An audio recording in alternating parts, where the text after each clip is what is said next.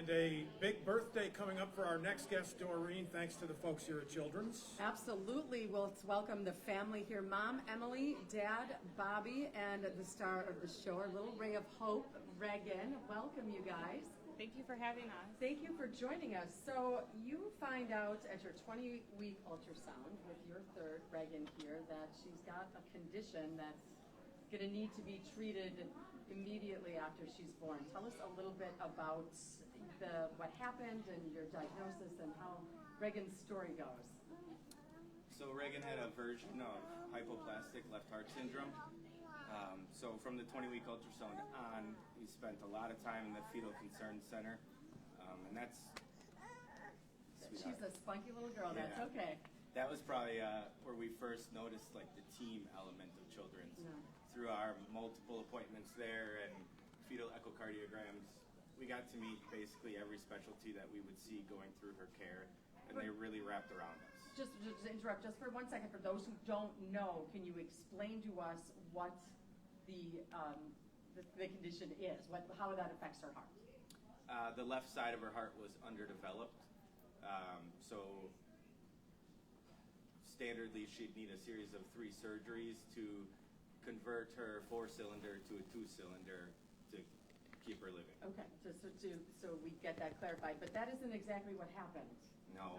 Things don't always go the way you expect, so explain what happened next. With her hypoplast, she also had a narrowing of her aortic arch and a leaky valve. She underwent her first open heart surgery at a few days old. She had a really severe inflammatory reaction to that surgery. And it was shortly after that they looped in the transplant team and told us that her best chance of survival was a transplant. Those are words you never, ever want to hear when somebody comes to you and says transplant, Mom.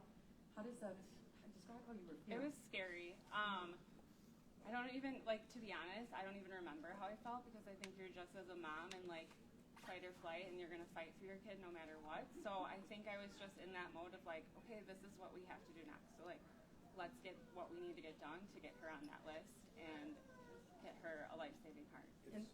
It's hard to imagine these tiny people undergoing surgeries like this, but we've seen it happen here at Children's. So Reagan will be 2 in June. At what age did these surgeries occur for her? She lived in Children's until she got a heart. She couldn't come home. Right. And she got her heart just before 6 months old. Wow. And at that moment, you put all your trust and everything you have as parents into the staff here at Children's. Tell us a little bit about her team.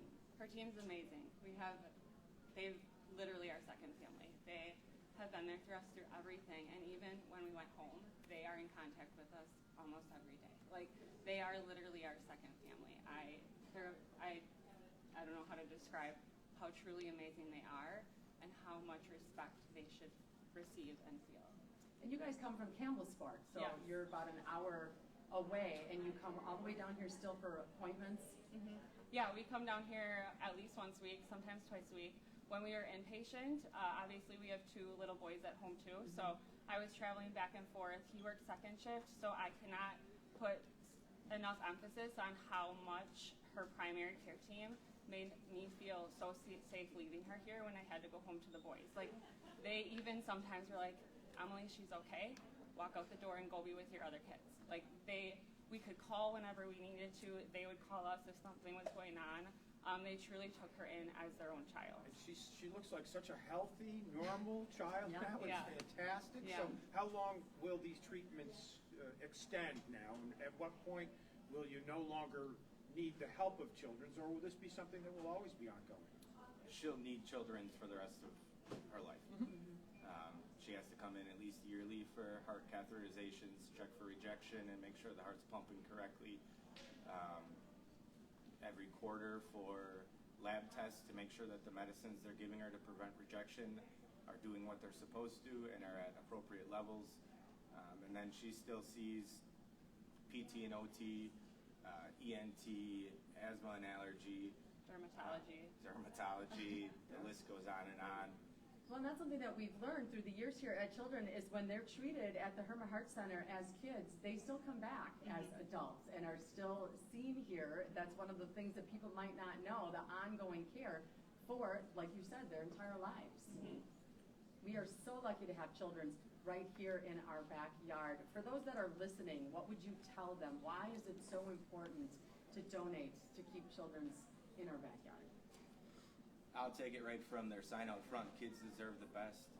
They need the best facility, the best equipment, the best procedures, the best staff. And how do we keep growing and getting better? It takes money. How do we retain and attract the best talent? It takes money. So please, if you have it, whether it's $1 or $100, give it now. One of the other things they've allowed you to have is freedom to take your other boys places, right? They take care of your daughter, and you have the freedom to do normal things and normal activities with your other kids, right? Yep. Yeah, they didn't just take care of Reagan. They took care of all of us. The amount of staff that would just come in, they could tell from the look on our face because they got to know us so well that we needed something. When our boys would come, they set up scavenger hunts for them around the cardiac ICU and walked them around. Even just this morning from the foundation, we walked in with the boys and right away, let's go get them Play-Doh, let's go get them crayons, let's walk with them. All 3 of our kids feel comfortable walking the hallways here like they own the place. And those are the things that aren't covered by insurance necessarily. Those are the things that you are so dependent on to make the visits here easier, to make your lives easier, to make the boys happier, and that all comes from community support. Yes. Fantastic. Well, guys, best of luck moving forward. Thanks for telling your story. She's fantastic, and we wish you the best of luck moving forward with her care here. But you're obviously, you know this, you're in great hands. Yes. And now is the time to donate. Call 414-337-9554. Become a Miracle Club member. Donate $1, whatever you have. You can also text WKLH to 51555 or go online to WKLH.com and make your donation there. We need you. We have this push to a major goal by 5 o'clock today, and we can't do it without your support. And best of luck getting back home to Campbellsport. I know there were some heavy storms last night. Were you guys kind of... We were. We were in the thick of it. Yeah. Everything okay, though? Yes. Yeah. Yeah. No damage to your car No. with hailstones or anything No. like that? All right, good deal. Thanks for being here today. The Miracle Marathon continues, presented by Mars Family Foundation with Milwaukee's Hometown Morning Show, benefiting children of Wisconsin here on Milwaukee's Classic Rock 96.5 WKLH.